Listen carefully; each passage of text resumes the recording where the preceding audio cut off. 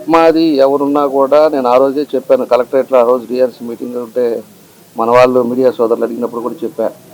మెప్మాలో ఎవరైతే గ్రూపుల్లో అవినీతి చేశారో వాళ్ళ మీద ఆల్రెడీ నేను మన సీఎం గారి దృష్టికి, నారాయణ గారి దృష్టికి తీసుకెళ్ళిన తర్వాత అక్కడి నుంచి ఒక 5 కమిటీ వేశారు. వాళ్ళు ఎంక్వైరీ స్టార్ట్ చేశారు.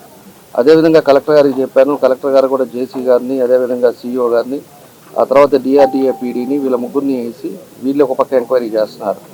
అది కాకుండా మేము ఒక ఎంక్వైరీ కూడా చేస్తూ ఉన్నాం. కాబట్టి ఎవడున్నా కూడా ఖచ్చితంగా కూడా దాన్ని బయట పెడతాం. దానికి అందరికీ కూడా తెలియపరుస్తాం. ప్రజలకు కూడా తెలియపరుస్తాం. ఏ బ్యాంకుల్లో ఎక్కడిచ్చారు ఏందనేది కూడా తెలియపరుస్తాం. ఈలోపే దాన్ని రాజకీయం చేసి ఏదేదో మాట్లాడటం వల్ల దానివల్ల ఉపయోగం లేదని కూడా నేను తెలియజేస్తున్నాను. పాత గవర్నమెంట్ ఇంకో మాట కూడా అన్నారు. కొంతమంది వచ్చి ఇప్పుడు కూటమిలో చేరారు, ఈరోజు సిట్టే పోయింది, లేకపోతే వాళ్ళ మెప్మాలు అప్పుడు జరిగిన అవినీతి ఏం చేస్తారన్నారు. అప్పుడుది కూడా చూస్తున్నాం.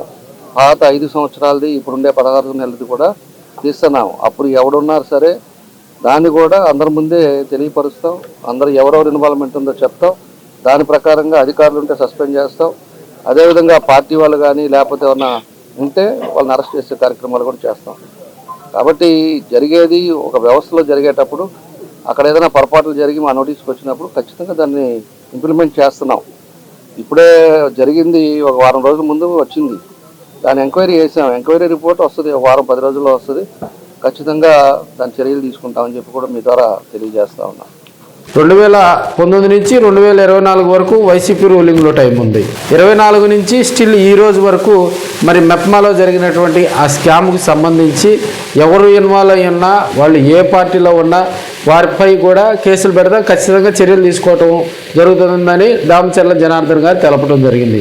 అయితే ఇక్కడ ట్విస్ట్ ఏంటంటే, ఎవరైతే స్కామర్లుగా ఈ మెప్మాలో డబ్బులు ఎవరైతే దోచుకున్నారో వాళ్ళకి గుండెల్లో రైలు పరిగెత్తున్నటువంటి సందర్భం.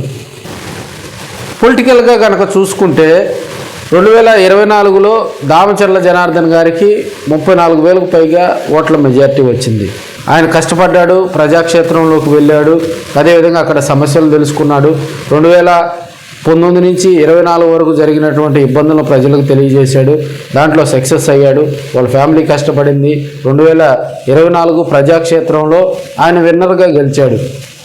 సో ఇప్పుడున్నటువంటి మెప్మాలో ఎవరైతే స్కామ్ చేసినటువంటి వాళ్ళుగా భావిస్తూ ఉన్నారో వాళ్ళు ఏ పార్టీలో ఉన్నా కూడా వాళ్ళు నిర్భయంగా అరెస్ట్ చేసేటువంటి ధైర్యం దామచర్ల జనార్దన్కి ఉంటుంది కదా.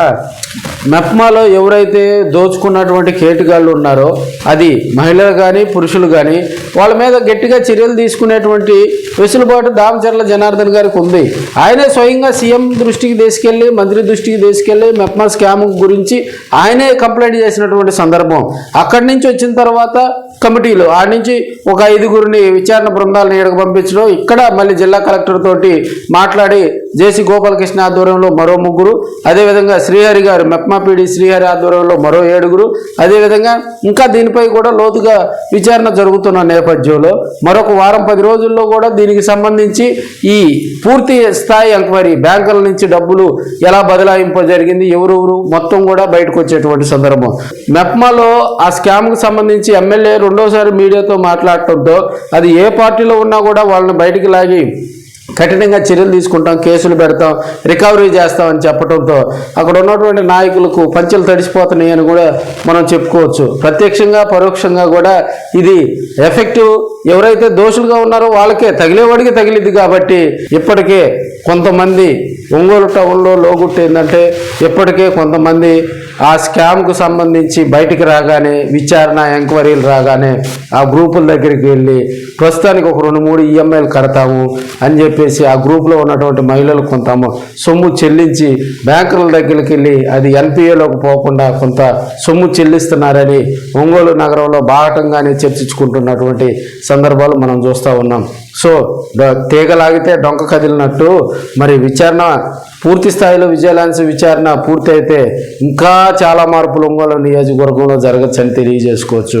సో స్కామ్ చేసినటువంటి వ్యక్తులకు, ఎమ్మెల్యే దామచర్ల దెబ్బకు, మెప్మా చిక్రీలకు ఇప్పటికే వణుకు పుట్టిందని కూడా మనం చెప్పుకోవచ్చు.